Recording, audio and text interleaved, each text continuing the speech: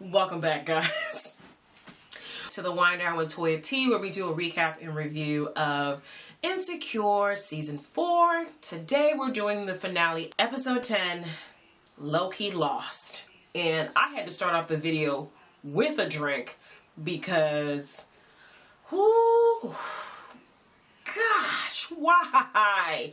Condola, girl. Condola.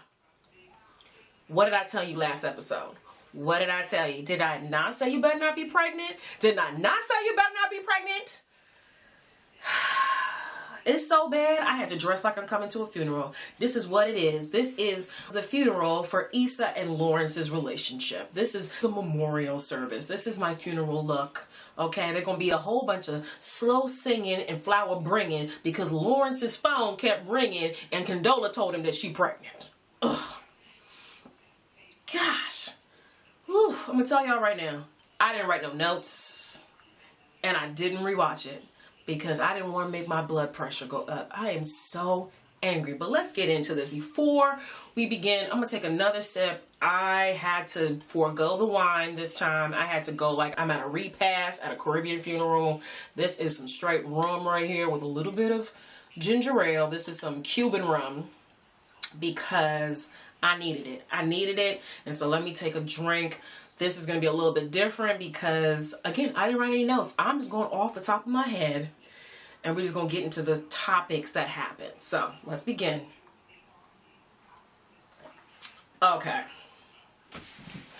The episode opens up with Issa at a farmer's market and she's asking a florist about flowers. Now, I find it funny that she asked whether these were flowers for a funeral or flowers for any occasion, because if it makes a difference in price, she'll take the funeral flowers.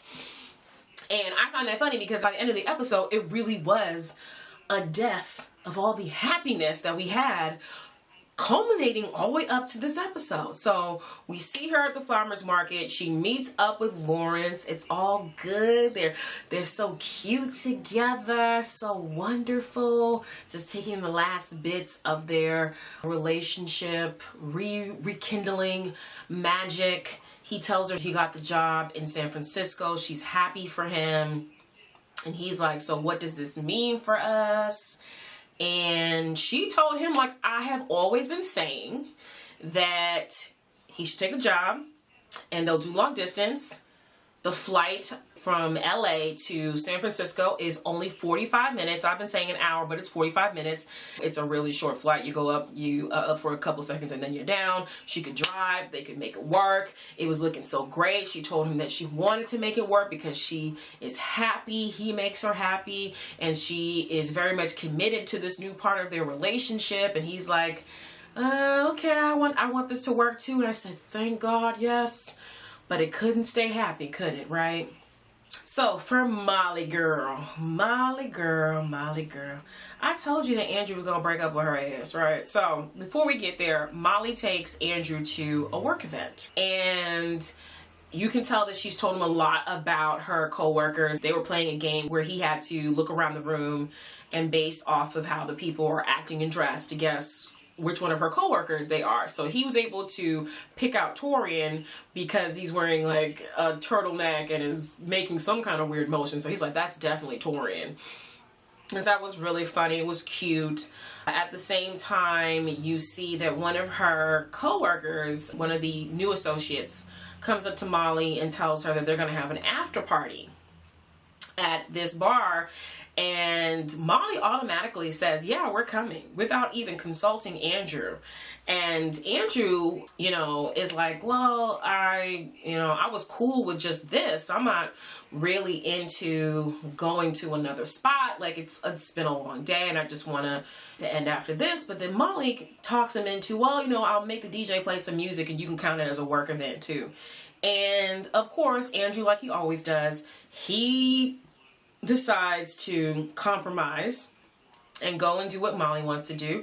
But what I do like is that when they came back from the after party and Molly was like, oh, that was so great, wasn't that fun? And Andrew was like, not really, because I didn't really want to go, and it was cool, but I really didn't want to go. He kind of mumbles it. And then he expects that him and Molly were going to watch a marathon of Looking for LaToya. And Molly's like, oh, I'm tired. I think I'm just going to go lay down. And so Andrew says, well, I'll just watch it and I'll make sure I don't spoil you. And then Molly says, no, you need to wait for me so we can watch it together. And this is what sets Andrew off. He's like, see, this is what I'm talking about. You never bend.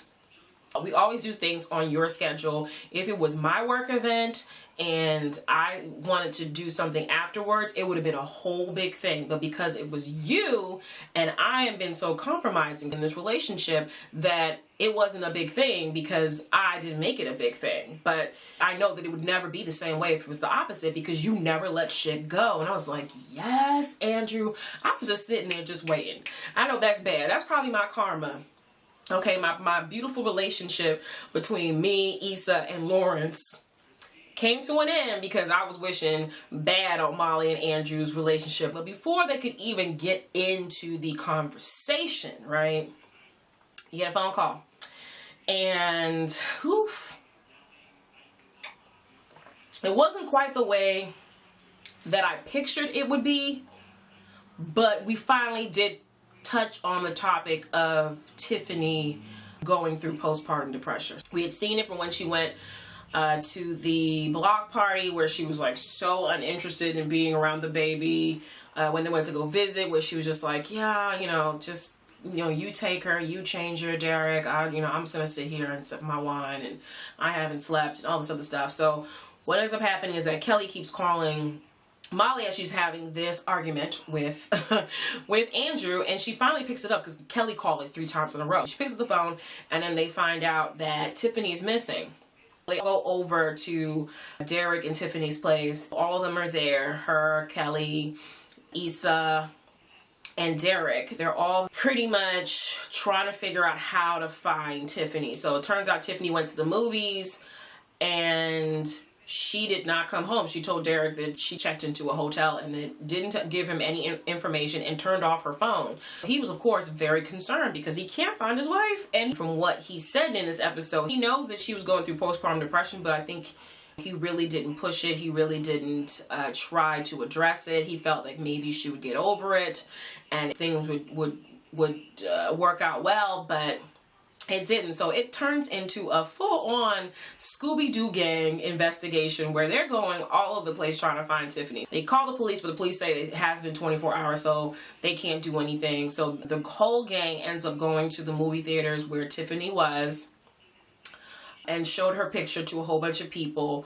Derek goes off to go see the manager. Kelly goes to go ask the security guard if he's seen her. And Molly and Issa are left alone. And it's awkward because, of course, we know from the last episode, Molly said we're not in the same place anymore. Maybe we're just outgrown each other. And Issa had accepted it. So Molly's like, oh, maybe we should split up and check 2 different concessions, one upstairs and one downstairs. And Issa kind of mumbles like, yeah, that's what I thought, and just goes off, kind of insinuating that that's the way Molly does things. But let's not do this together. Let's, do it apart. So they split up. They end up not being able to find her, but they did see that there's a bar at the movie theater. So they went to the bartender, show her picture, and he remembers seeing her. And she said she went to go get tacos, and they were like, when was the last time they went to go get tacos? And they figured out the last time them as a group had gone out with Tiffany for tacos, they had gone to like 5 different of the same taco restaurant. The bartender let them know that Tiffany took an Uber. So Derek remembers, oh shit, like I did have an Uber charge. And Kelly's like, why did you tell us?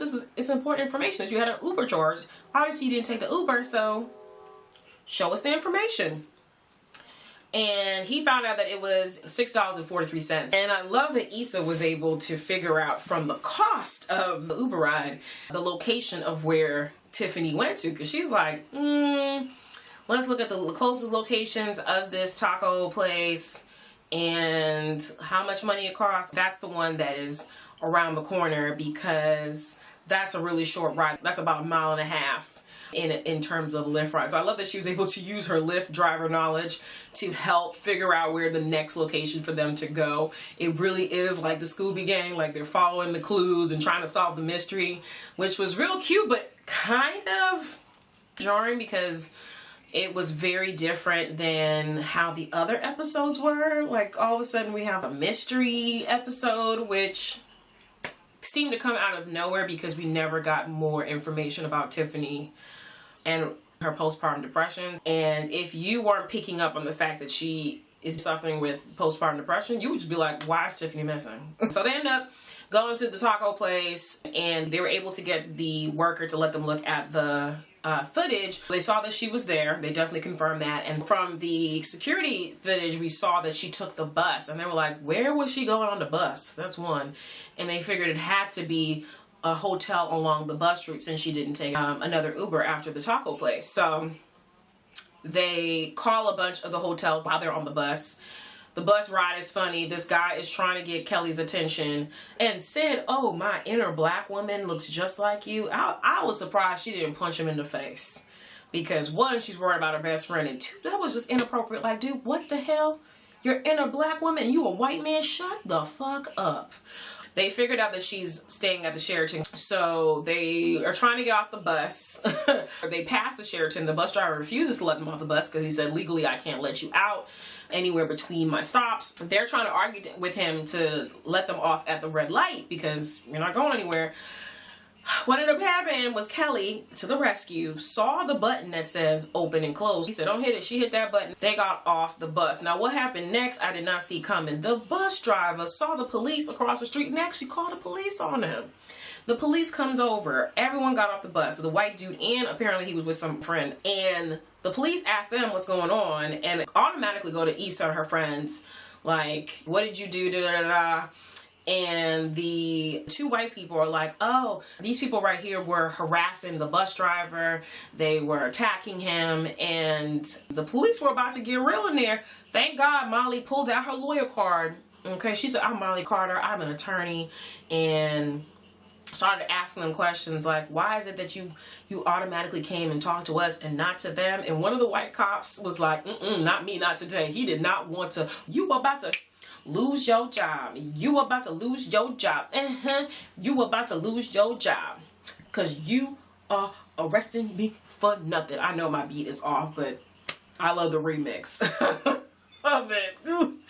Ooh, Black culture always wins, man. We know how to make lemonade out of a lemon. A dirty lemon. A half lemon. A lemon seed. So the police were like, we're not gonna do anything. Just please separate. You go back on the bus. You go in your own way, and we're just gonna leave this alone. The white people seemed kind of upset that they didn't get Issa and her gang arrested. And Kelly was just like, fuck you, fuck you, fuck you to the white couple and the bus driver, and said, thank you for your services to the cops. And they walked off. They end up finding out what room she's staying in. Derek approaches the door. He's talking really sweet to her. He's like knocking, like, baby, are you in there? Can you open the door? And when he opens the door, like, she just looks distraught. She had obviously taken a shower and apologizes to Derek. But during the time when Derek is like holding her, he's telling her, I shouldn't have let this turn into something bigger than it should have been. I should have really seen the signs and talk to you about it and try to work things through because I care about you.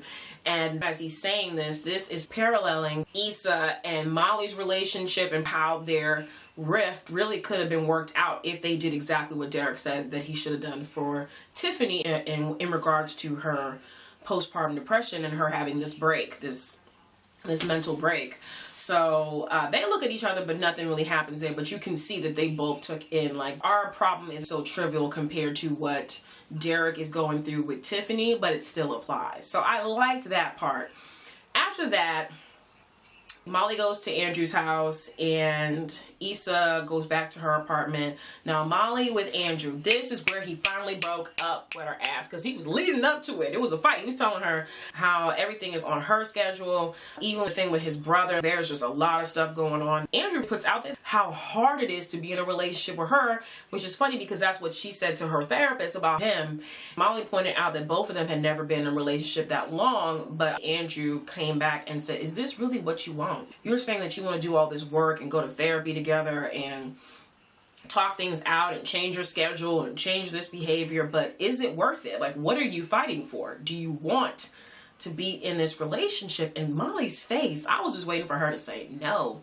And Andrew said to her, there's just so many problems that it is just too hard for us to have to go through all this for what? Like, you're fighting for this to be in a relationship, to be boyfriend and girlfriend. And then what? When things change, you're going to have to work on that too. And he's like, it's just too hard. And so I'm happy that they finally broke up. I was very happy that it wasn't like a knockout, drag out. I'm happy that Andrew said exactly what we all have been thinking, that this relationship is so hard. It's so heavy, and it shouldn't be this much work. You should be doing the work to be together and learning how to form a life together, but you shouldn't be working this hard over the simple things. So that's with that. We move over to Issa and Lawrence. So Issa's in her place. She's relaxing. Lawrence comes over and he's like, how was it? And she tells him about Tiffany and how it was, how they were able to find her, but she's really tired because, they've been looking for her all night, all day. And this is when Lawrence decides to drop the bomb on us. The bomb that I told you was coming. And Condola, bitch, I told you not to be pregnant. Like, what the fuck? I know you've lived a lot of years not getting pregnant. Okay. And you said that Lawrence was supposed to be like a fling for you after your divorce and that you weren't looking for anything serious, and you get pregnant? Come on. So I'm skipping it. So anyway, Lawrence eventually tells Issa that he had a conversation with Condola. That's like, it was bad news, and that she's pregnant. And and when he was about to say it, I said, please don't say it. Please don't say it. And the way they did it was by showing us and not telling us. They showed the flashbacks of him meeting up with Condola finally, and she telling him that she's pregnant, and him being devastated and hurt and saying like, we plan to keep this. I thought you didn't want to have a family. And she talks about like she wasn't ready when she was married, but she's ready now, and she's gonna keep the baby, and he doesn't have to really be involved if he doesn't want to, and it's not ideal, and it is difficult. Like in real life, I would be pissed off at Lawrence for being so mad at Condola, because they're both consenting adults. They had sex and it happened. I mean, like he told Issa, it happened before him and Issa got back together, so it's not complicated. But when he told Issa, she's like, this is it, and this is why I'm dressed like this, because this is the funeral for Lawrence and Issa's beautiful rekindling relationship that we're never gonna see, because Lawrence is dead to us. He can take himself, move over to San Francisco, and he can take Condola and the baby with him. Next season, I don't want to see him. We starting off fresh. At least we still got a backup, okay? We still got Nathan. Nathan is working on himself. He's into Issa. He has sexy bedroom eyes and a lovely voice. I was waiting. We can get with Nathan next year, and Lawrence can go off and have a baby with Condola and work in San Francisco and eat rice-a-roni and live in the Full House. Go ahead and have a full house with Condola, because it's over. It's done. No, we don't need this drama. Issa was so happy until this moment. I was so happy until this moment. We were happy until this moment.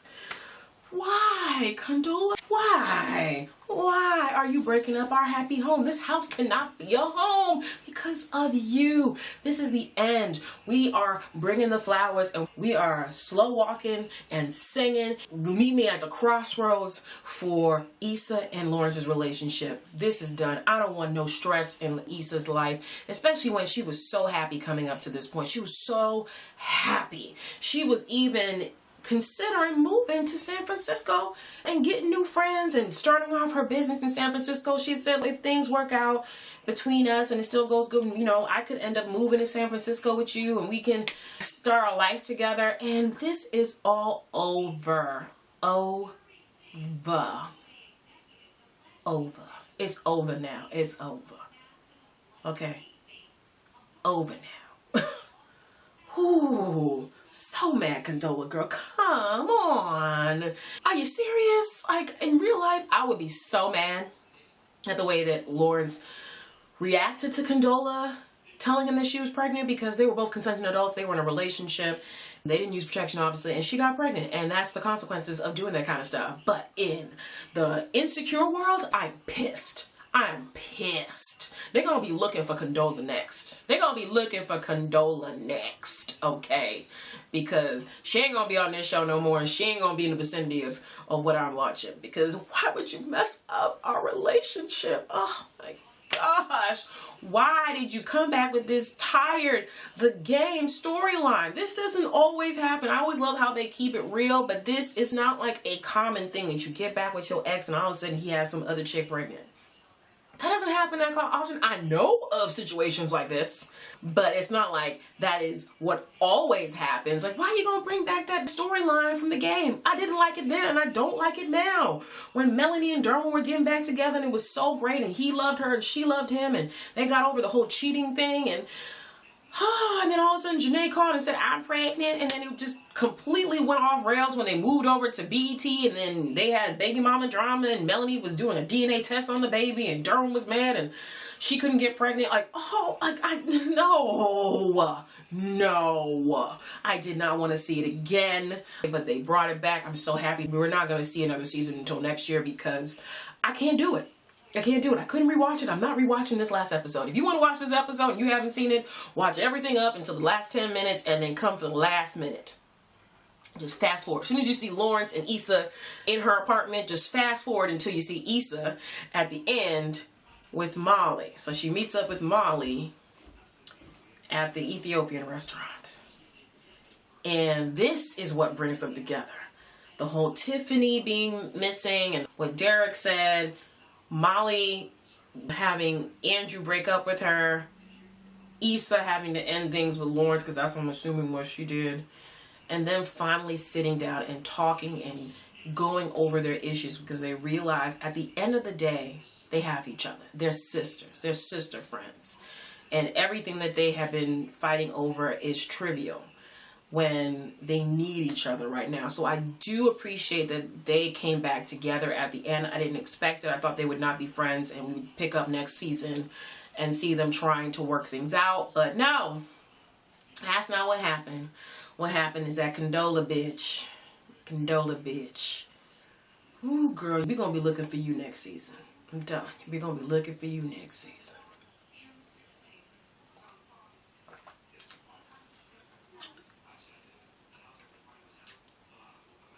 They're going to be looking for you, girl, because, gosh, what I did.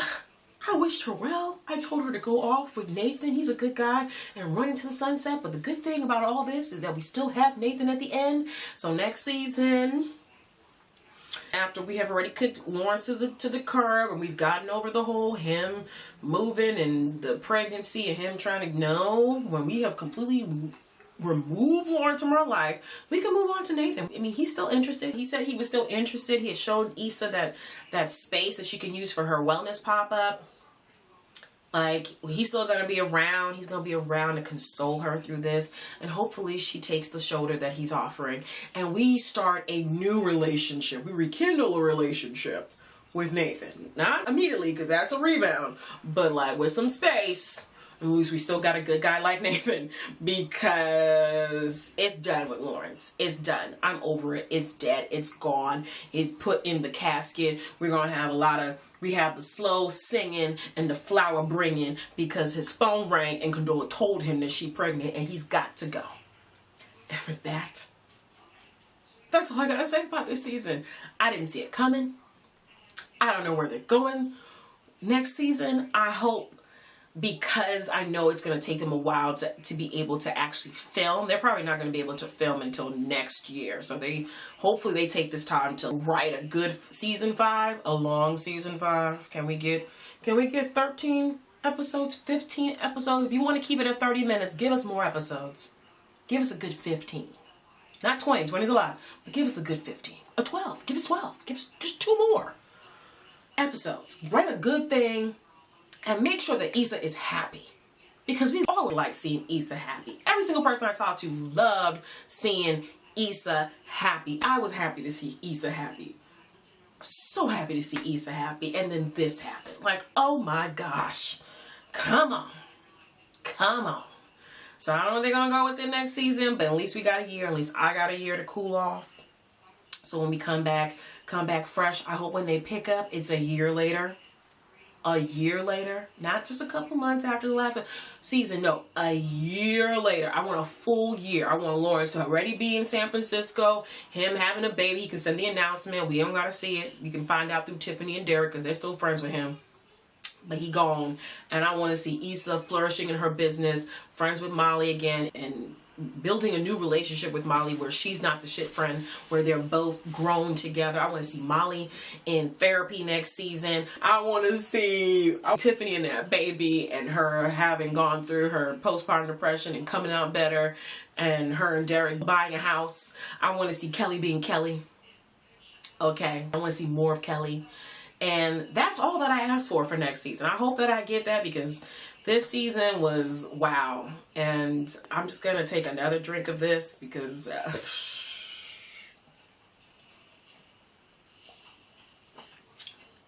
this episode got the streets talking, and I need time. I need time to process. I need time to heal. I need time to mourn the relationship. And I think that's all, folks. That's all. So let me know what you thought of the season finale. What did you think of the overall season? Let me know in the comments. And also, if you don't know, Looking for LaToya is an actual podcast that you can find where podcasts are found. I downloaded mine on Apple Podcasts. I started listening to it. And it's great. It's just like Serial, but it's a fictionalized version, obviously. And it follows the Looking for LaToya with all the cast that you saw on the TV show. They're doing the voices on there. It is wonderful. So if you are still looking for LaToya, you can go and try to find her by listening to the podcast. And hopefully you'll let me know what you think about it. We'll stay in contact. And with that, I will see you guys for another show. What it is, I don't know, but the wind downs will be coming back. All right, bye guys. Amen, amen, amen.